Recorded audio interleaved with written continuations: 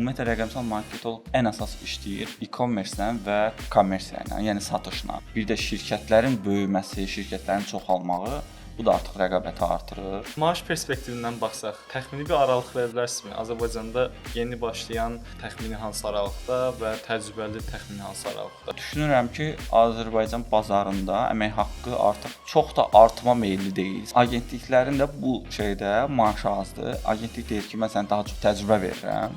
Maaşı az verirəm. Mən o qədər səhv eləmişəm ki, sizə səhv eləməməyi öyrədirəm. Sizcə yeni başlayanların ən çox rastlaşdığı maneələr nələr olur? Yəni sən haransa bitirdin, ya digitalda, ya belə offline olaraq hansısa kursu bitirdinsə, bu demək deyil ki, sən həmin iş tapasan. Hal-hazırda bizdə AI, bizdə deyəndə, yəni dünyada AI mənim qədər düzgün optimizasiya edə bilməz, lokalı düzgün bilə bilməz. Rəqəmsal marketinq sahəsinə başlamaq üçün hansı bacarıqlar lazımdır? Sən özünü sata bilməlisən, sata bilməyin üçün özünü inkişaf etdirməlisən.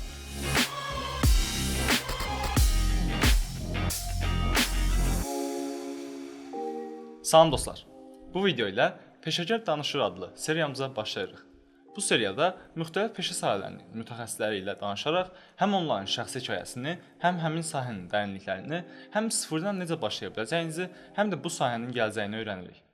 Bugünkü qonağımız illərdir digital marketinq sahəsində çalışır, müxtəlif şirkətlərdə ödənişli reklamlar, brend strategiyaları və digital alətlər üzərində uğurlu layihələr həyata keçirib və artıq bu sahədə təlimlər də tədris edir. Qonağımız bir müddət öncə mənim də müəllimim olmuş, Kontaktomun rəqəmsal marketinq şöbəsinin müdiri Sabir Camal. Xoş gəlmisiniz Sabir müəllim. Xoş gördük. Təşəkkürlər gəldiyiniz üçün. İcazənizlə ilk sualdan başlayıram. Biraz öz yolunuzdan bizə bəhs edə bilərsinizmi? Ümumiyyətlə təhsil həyatınız, universitetdə hansı ixtisas üzrə təhsil almısınız və necə oldu ki, rəqəmsal marketinq sahəsinə gəldiniz? Yəni qarışıq tərəflərdən başlayaq.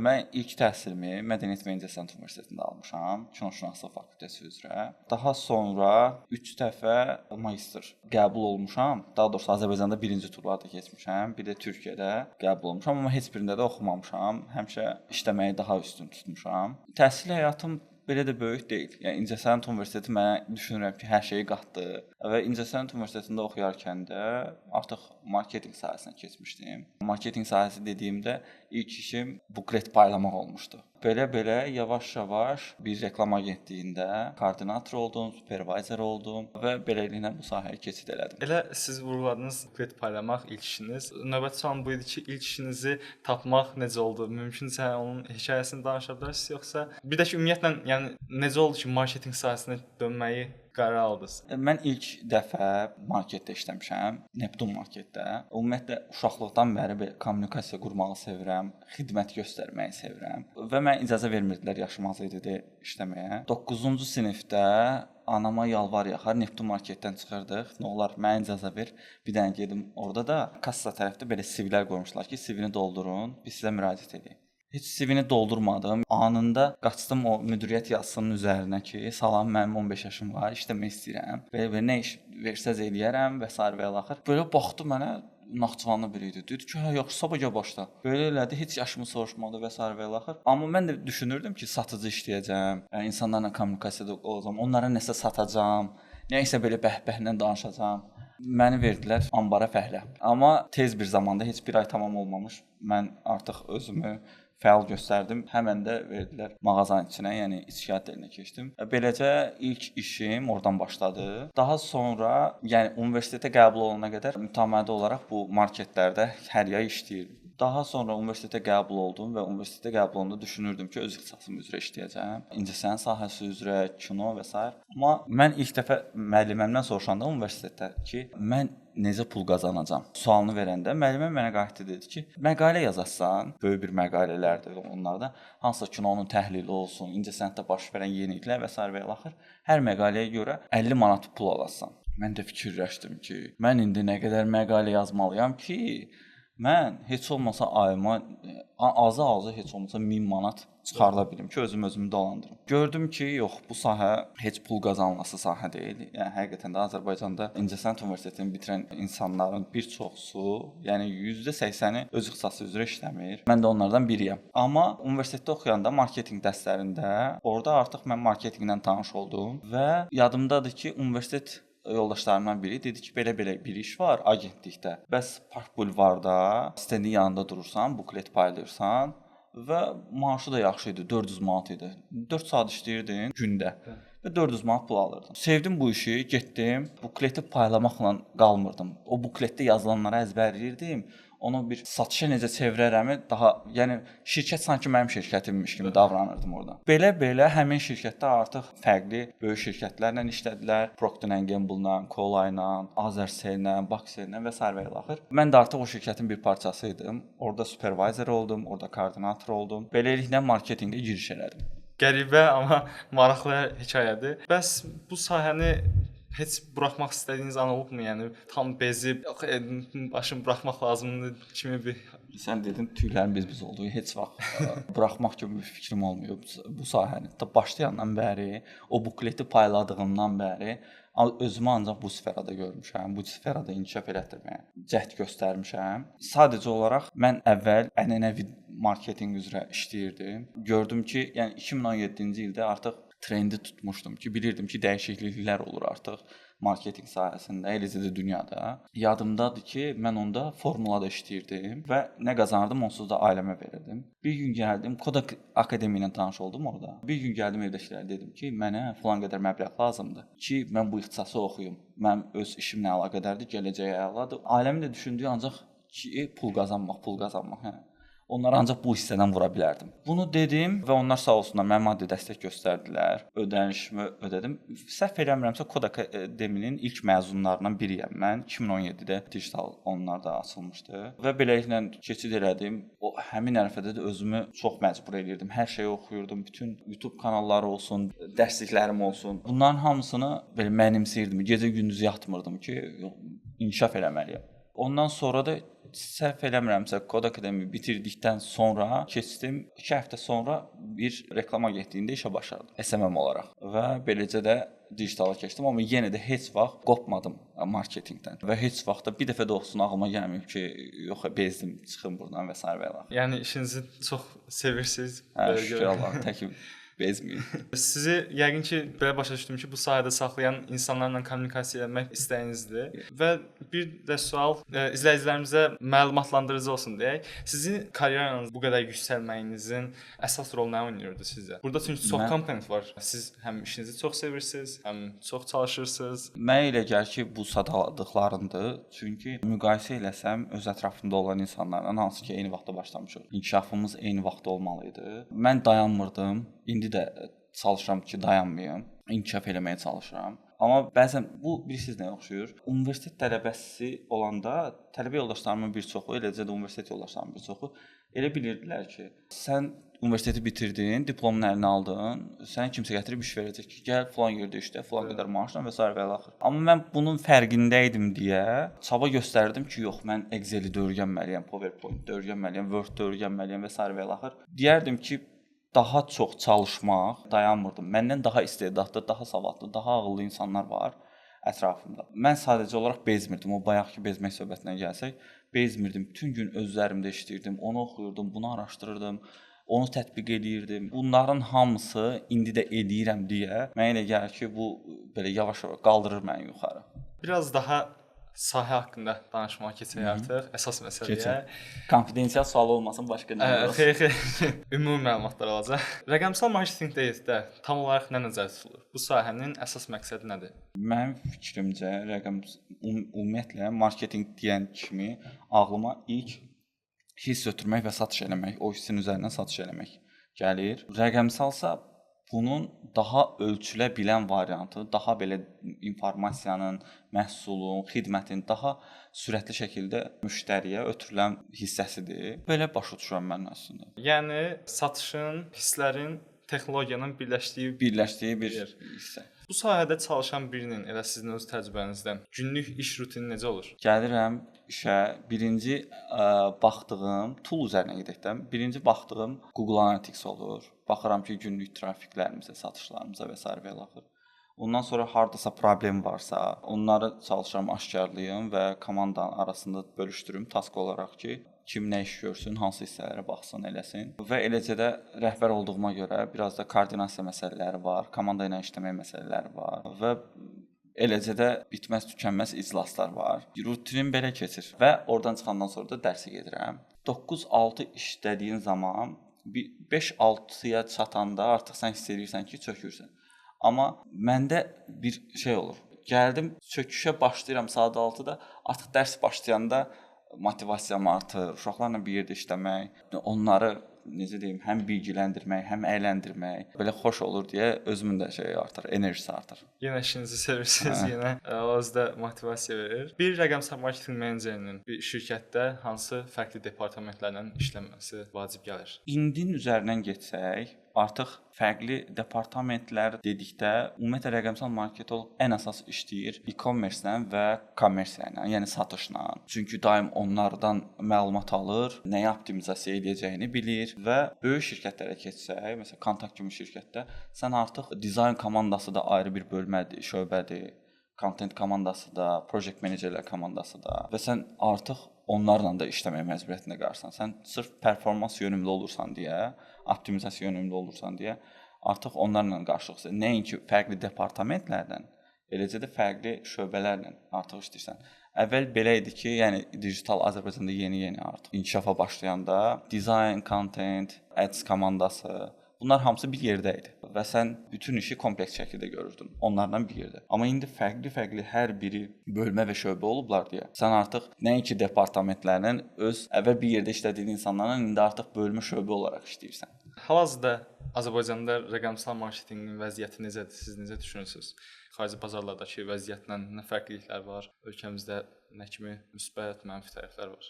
Müsbət tərəfləri odur ki, mən ancaq inkişaf görürəm, geriləmə görmürəm və gənclərin də bu sahəyə olan maraqları ekstra olaraq bir bazarda rəqabəti formalaşdırır artıq, rəqabət artır. Bir də şirkətlərin böyüməsi, şirkətlərin çoxalmağı bu da artıq rəqabəti artırır. Çünki hamı çalışır ki, daha yaxşı əməkdaşlarla işləsinlər və eləcə də əməkdaşlar, yəni digitalçılar da istəyir ki, daha yaxşı şirkətlərdə, datası böyük olan şirkətlərdə işləsinlər ki, özlərinə də təcrübə qatsınlar. Amma bunların ən başında gələn məsələlərdən biri də əmək haqqıdır. Yəni hər birimiz nə üçün işləyirik? Yəni ilk növbədə əmək haqqımız üçün, daha çox pul qazanmaq üçün işləyirik də. Düşünürəm ki, Azərbaycan bazarında əmək haqqı artıq, yəni öz sahəmdən danışsaq, çox da artma meylli deyil, stabil qalır. Məsəl üçün son 3 ildə mən dəyişikliklər görürəm. Ondan əvvəl stabil bir maaş var idi, hər bir şirkətdə eyni idi. Amma rəqabət artdıqdan sonra artıq hiss edirəm ki, şirkətlər artıq önəm verməyə başlayır, əmək haqqlarını artırır. Ən yaxşı əməkdaşlar kimlərsə onları işə götürməyə çalışırlar. Azərbaycanda vəziyyət bir sözlə ifadə etsəm inkişafdadır deyərdim digital. Amma xariclə müqayisədə, yəni həm əmək haqqı olaraq, həm də ümumiyyətlə belə innovasiyada olaraq məncə hələ Azərbaycan o məqama gəlib çatmayıb. Amma inkişafdadır. Hə, amma inkişafdadır. Maaş perspektivindən baxsaq, təxmini bir aralıq verə bilərsinizmi? Azərbaycanda yeni başlayan təxmini hansı aralıqda və təcrübəli təxmini hansı aralıqda? Yeni başlayan insanlar bu şirkətə görə dəyişən bir məsələdir, amma orta hesabla götürsək, agentlikləri götürsək, agentliklərin üstünlüyü odur ki, əllərində daha çox şirkət var və yeni başlayanlara daha çox təcrübə qazandırırlar. Məsələn, bir agentlikdə mən də təzə başlayanda agentlikdə işləyirəm və məsləhət görürəm ki, hər zaman birinci agentlikdə başlayın. Çünki biri var, bir şirkətə gedirsən, bir şirkətin kontenti üzərində işləyirsən. Bir ilin sonunda sadəcə bir şirkət üzərində təcrübən olur. Bir də var, agentliyə gedirsən, agentlikdə azı 3, 4, 5, bəlkə də 10 şirkət üzərindən artıq sənin bir fikrin formalaşır. Fərqli industriyalardan məsələn. Eynən. Tətbiqlərin fərqli olur. Hər şirkətə görə fərqli strategiyalar qurmaq məcburiyyətində qalırsan. Bu da səni inkişaf elətdirir. Ona görə amma agentliklərin də bu şeydə maaşı azdır. Agentlik deyir ki, mən sənə daha çox təcrübə verirəm, maaşı az verirəm. Mən də məsləhət görürəm ki, təzə başlamısansa mütləq şəkildə belə elə.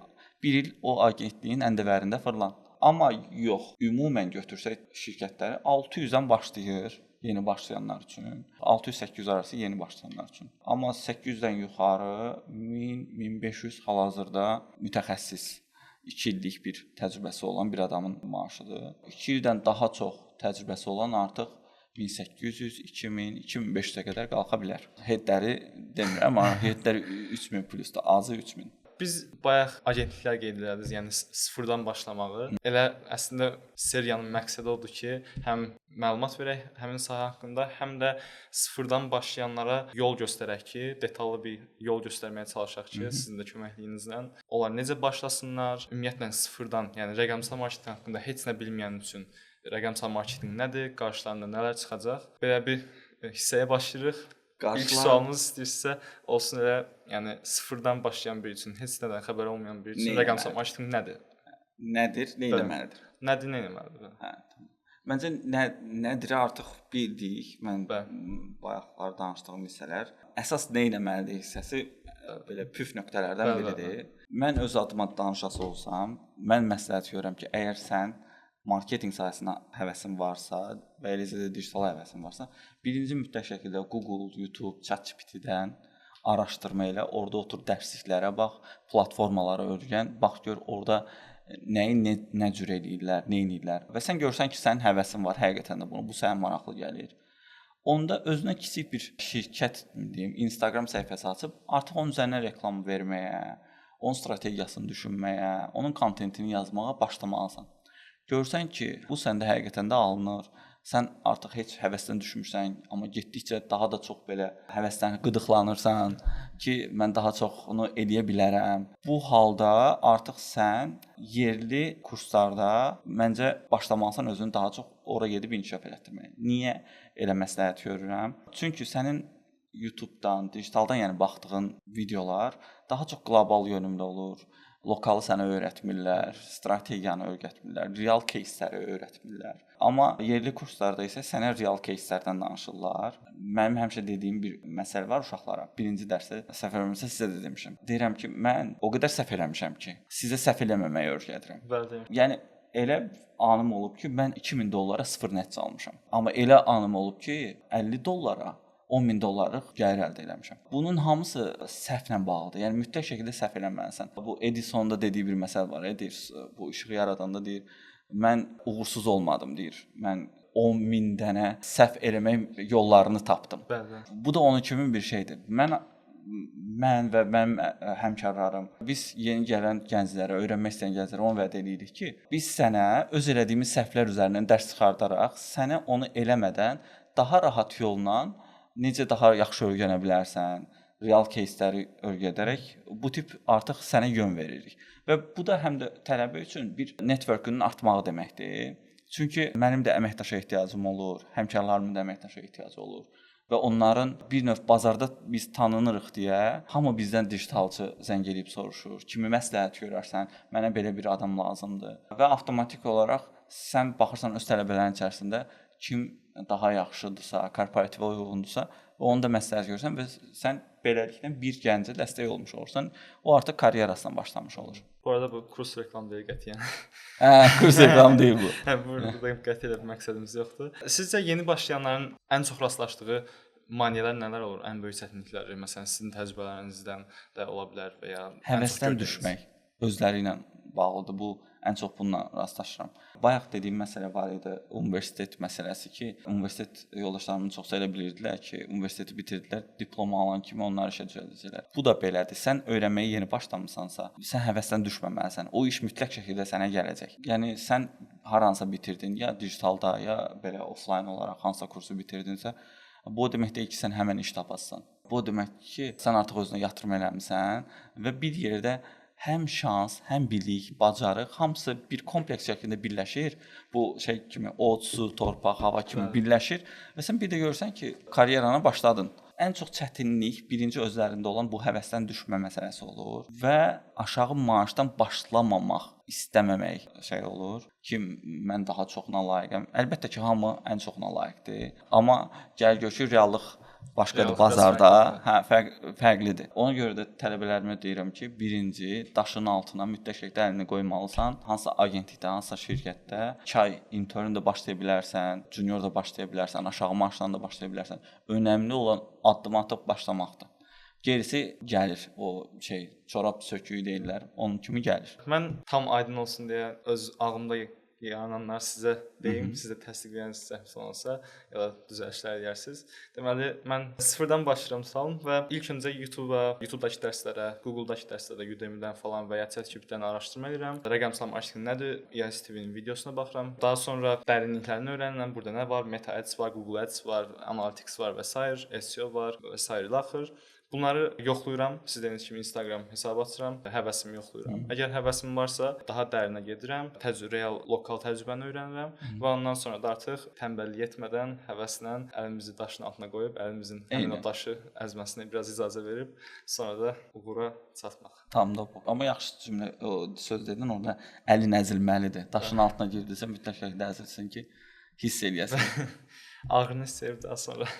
Bəs rəqəmsal marketinqin başqa hansı sahələrlə qarışdırırlar? Məsələn, marketinqin bir çox qolları vardır. Kontentin yaradılması, CRM ola bilər, başqa nə ola bilər? Rəqəmsal marketinqin reklamın qoyulması və s. Bunlardan hansı ilə qarışdırırlar? Xatırlamıram elə bir şey ki, hansısa hissəsi ilə və yaxud hansı daha fərqli olan sahə ilə qarışdırılır. Amma rəqəmsal marketinq, yəni digital marketinq hal-hazırda insanlar üçün də hiss elədiyim budur ki, hələ də SMM kimi ağıllarında qalır, sadəcə SMM kimi ki, post paylaşırsan, Instagrama reklama qoyursan. Bu da düşünürəm ki, zaman alacaq da, yəni bizim nəsil artıq böyüyəcək, biləcək, fərqində olacaq ki, bu nədir, marketinq nədir, digitalı nədir, onun içərisində BTL nədir və s. və ilaxır. Fərqində olandan sonra bu fərqindəlik yaranacaq. Mən özüm belə illərlə öz ta-anama izah edə bilmirdim. Mənim işim nədən ibarət? Axır o qədər bezirdim, deyirdim ki, siz elə bilin ki, mən Instagramda, Facebookda reklam qoyuram. Yəni bu qədər. Çünki əllərinin altındadır, istifadə elədikləri sosial mediada o hər ikisi də və deyirəm ki, bax orada sponsorluq çıxır qabağına. Bax onu edən mənəm. Və onu edən mənim kimi adamdır, işləyən adamdır. Və dilim yansın YouTube-da demişdim və atam kinoya baxdığı yerdə o ki reklamlar çıxır. Deyirəm, bəsdir də, bezdirdin məni bu YouTube reklamları belə. Deyir, söyə də bilmirəm ki, deyim, oğlum da eyni işi görür. Qarışdırdıqlarına inanmıram, amma hələ də digital marketinqi kiçik bir şey kimi görürlər bir çox insanlar. Yəni sadəcə SMM-dən ibarət deyil də, artıq çox şaxələnib. Şirkətlərə direkt effekt verən əsas qoldur. Bayaq çox müzakirə olunan bir mövzuya toxundunuz, SMM nə olmağına. Qısa ona da bir belə deyək, definition verə bilərikmi? Yəni əslində SMM nədir? Və eyni sualı mən sənə istəyirəm verim. Səncə bax bitirmisən və özün də maşallah bu yaşda işləyirsən. Bir də mən səni bilmirəm bilirlər izləyicilərin yoxsa yox. Sən 11-ci sinifə keçdin bu il və biz tanış olanda sən 9-cu sinifdə oxurdun. Səninlə yaşıd, daha doğrusu səndən böyük mənim 1 yaş böyük, 2 yaş böyük mənim bacım var. Mən səni görəndə gedib demişdim ki, sən oturmusan burada YouTube-da videolara baxırsan. Cəmaət kursa gəlir ki, mən digital marketinq öyrənəcəm və 9-cu sinifdə oxuyur. Və şok keçirmişdim. Yəni özümlə qürur duymuşdum ki, nə yaxşı nəsib oldu ki, mən dərs dedim. Çox sağ olun. Bax, sən öyrəndiyin qədərlə SMM-in tərifini verərsən, olsan nə verərsən? Biraz çətin sual oldu amma. Eyni sual. Post paylaşmaq yox da, belə çox orta nöqtə kimi gəlir sanki. Necə deyim? Məncə SMM bir mağaza düşünsək, orada səni xoş qarşılayan, vitrini hər zaman təmiz olan, səliqəli olan, bunların hamısını edən bir adam var. Gəlir, mağazanı açır, kassanı açır, məhsullarını təmizləyir, müştəri girdi gülər üzdən qarşılayır. Hər şey çox təmizdir, hər şey haqqında məlumat verir, detallı məlumat verir. Bütün proses göstərən bütün kimi bir şey olur. Bütün prosesi sənə sunan hissə, digitalın əsas hissəsi. Arxada gedən bütün hər bir prosesi sən artıq SMM vasitəsilə, yəni sosial media vasitəsilə artıq müştərinin qarşısına çıxarsan və bu sənin vitrinindir. Bax, sosial media meneceri də və mütəxəssisi də bax həmin ən önəmli bizim hissəmizdir, adamımızdır ki, o oranı daha yaxşı vəziyyətdə saxlayır, daha yaxşı kontentlər create edir. Mənə görə bənzətmə eləsəm, sosial media meneceri budur. Yəni bizim mağazaya girən müştərilərimizin, səhifəmizə girən müştərilərimizi qarşılayan ilk adam. Bu peşənin gələcəyi və AI və burada istifadə olunan alətlərdir. İstəyirsə birinci alətlərdən başlayaq ki, ümumiyyətlə siz iş prosesində və ya bir rəqəmsal marketinq meneceri iş prosesində hansı alətlərdən istifadə edir? Bu ola bilər reklamın qoyulmasında, influencer marketinqdə və s. bir çox alətlərdən istifadə edirik və bu biz çox şirkətə görə də dəyişə bilən bir hissədir. Bəzi şirkətlər var ki, onların atıram Facebook reklamlarına ehtiyacı olmaya bilər, Google reklamlarına ehtiyacı olmaya bilər. Bu şirkətə görə dəyişən bir şeydir. Amma ümumən kompleks şəklində götürsək, Azərbaycanda hal-hazırda userlərin çoxusu sən məhsulunu, xidmətini tanıtmaq istəyirsənsə, mütləq Facebook, Instagram və TikTokda bunları kontent halında paylaşmalısan. Daha çox da video kontentə önəm verməlisən. Və bunun bir də reklam hissəsi var. Əsas hissələrdən biridir. Düzgün target qurmalısan, düzgün kampaniya çıxartmalısan, düzgün anda, düzgün auditoriyanın qarşısına, düzgün auditoriya biraz düz olmadı. Doğru auditoriyanın qarşısına çıxartmalısan, doğru təkliflə çıxartmalısan, call to action-ın yaxşı olmalıdır, təklifin yaxşı olmalıdır. Bu hissə belədir. Google Ads-ə gəldikdə, Google Ads-də isə onlar daha çox potensial müştəri gözündə baxıram və onlar nə axtardıqlarını bilən insanlardır. Gəldi, yazdı, məhsulun sənin birinci çıxdısa, reklamda birinci çıxdısa və müştəri də daha çox ilk üstüyə kliklədiyinə görə sən sata biləsən orada və bunların da ölçüm tərəfi gəlir artıq Google Analytics tərəfinə. Google Analytics-də isə biz UTM-lər vasitəsilə artıq bütün platformalara ölçürük ki, biz hansı platformaya, Instagrama nə qədər pul xərclədik, nə qədər qazanc əldə elədik, Google Ads-ə nə qədər pul xərclədik, nə qədər qazanc əldə elədik. Bunları artıq hesab kitabını eləyəndən sonra sən optimizasiya hissəsinə keçirsən və əvvəl atıram Instagrama $100 verirdinsə, baxırsan ki, mən bunu biraz artırsam, daha çox gəlir əldə edə bilərəm. Beləliklə sən artım edirsən. Və yaxud baxırsan ki, Google Ads-də çox da yaxşı nəticə əldə eləməmişəm. Sən Google Ads-dən büdcəni kəsib Instagrama və ya başqa platformaya yönləndirib daha da gəliri çoxaltmağa başlayırsan. Əsas dördlü desəm, Azərbaycanda bir də TikTok var. TikTok gəlib artıq son 1 ildir. Əsas 5-li desəm bunlardır. Hal-hazırda belə deyim, bazarda at oynadırlar. Azərbaycan bazarının daha çox büdcəsini həmin platformalara gedir. Başqa platformalar da var artıq, misal RTB House kimi. Bu da artıq sənə dəstəkləyici platformalardır. Hansı ki, insanlar girir saytına, almır, çıxır gedir. Target platformasıdır. Sən platforma, yəni həmin kodlar vasitəsilə o artıq bilir hansı user hansı məhsula baxıb və başqa sayta girəndə, misal sən girmisən deyəlim, Türkiyədən bir xəbər oxuyursan, Hürriyyət.com.tr-yə girmisən və bir də görürsən ki, sənin baxdığın məhsullar orada çıxır. Yəqin ki, qarşına çıxıb Trendyol, Temu, Kontakt və s. və ilaxır. Bunların hamısı Google retarget bannerlər, RTB bannerlər vasitəsilə olur. Bunlar da artıq dəstəkləyici sayırıq biz onları. Bəs rəqəmsal marketinqin ümumiyyətlə gələcəyi hara gedir belə deyək? Hal-hazırda bilirik ki, texnologiya çox sürətlə inkişaf edir. AI-ın bunu keçən verilişlərin birində də demişdim, səfərlərimsə, AI xəbərlərini mən oxuyub çatdıra bilmirəm. Yəni bu adamlar bunu düzəldir amma nəsə, yəni bu sürətə çatmaq olmur və bir tərəfdən də rəqəmsal marketinq elə dediyimiz kimi marketinqin texnologiyadan qovuşduğu bir yerdir. Yəni bu gələcəyi hara gedir bu sahənin və AI burada bu işin hansı hissəsinə daxil olur belə deyək? Əslində AI-ın gəlməsi mənə və bir çox həmkarlarıma böyük üstünlük gətirdi. Çünki ən çox araşdırma edən digitalçılardır deyə düşünürəm.